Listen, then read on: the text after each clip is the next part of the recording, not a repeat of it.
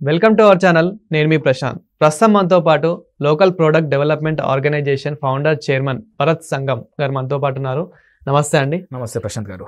Sir, last time మనం కుల వృత్తుల గురించి అయితే మాట్లాడుకోవడం జరిగింది. కుల వృత్తులు ఏ విధంగా ట్రాన్స్ఫర్ జరిగాయని చెప్పేసి, ముఖ్యంగా మరి ఇప్పుడు రియల్ ఎస్టేట్ గురించి మాట్లాడుకుంటే కనుక అప్పటికి ఇప్పటికి అంటే 80s నుంచి కంపేర్ చేసుకుంటే మనకి ఏ విధంగా ట్రాన్స్ఫర్ జరిగాయి? అండి, మనం కుల వృత్తుల గురించి డీప్గా మనం మాట్లాడలేదు లాస్ట్ ఎపిసోడ్లో. నేను చెప్పింది ఏంటంటే, మనకు 70s నుంచి 80s మధ్యలో ఏంటంటే డెవలపింగ్గా వెళ్తున్నటువంటి కంట్రీలో ఏమైపోయిందంటే మన కుల వృత్తులు అనేవి కూడా రూపాంతరం చెందుకున్నాయి. లైక్ గవర్నమెంట్స్ జాబ్లలో వచ్చే వాళ్ళు గవర్నమెంట్ జాబ్స్కి వెళ్ళిపోయారు. అండ్ గవర్నమెంట్ సంస్థల దగ్గర కూడా ఏమైపోయారంటే కొన్ని ఆర్గనైజేషన్స్ పేరు చెప్పాను కదా, ఆర్టీ ఆఫీస్ అనుకోండి, రిజిస్ట్రేషన్ డిపార్ట్మెంట్ అనుకోండి, కోర్టు దగ్గర అనుకోండి, ఇట్లా different government offices, municipal sector దగ్గర అక్కడ ఏమైపోయారంటే అక్కడ ప్రైవేట్ సంస్థలకి ఒకలాంటి చోటు దొరికింది, ఒకలాంటి ఉద్యోగ అవకాశాలు దొరికినాయి.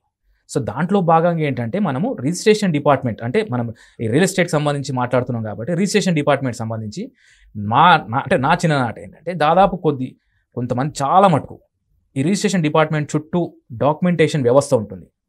సో డైరెక్ట్ మీరు ఏదైనా ల్యాండ్ పర్చేస్ కైనా దేనికైనా మీరు వెళ్ళారనుకోండి, డైరెక్ట్ మీరు సబ్ రిజిస్టర్ దగ్గరికి వెళ్ళారు. అవును. ఫస్ట్ ఒక డాక్యుమెంట్ తయారవ్వాలంటే ఫస్ట్ ఒక స్టాంప్ పేపర్ తీసుకోవాలి. అంటే మనం ఒక స్టాంప్ పెయింటర్ దగ్గరికి వెళ్తాం.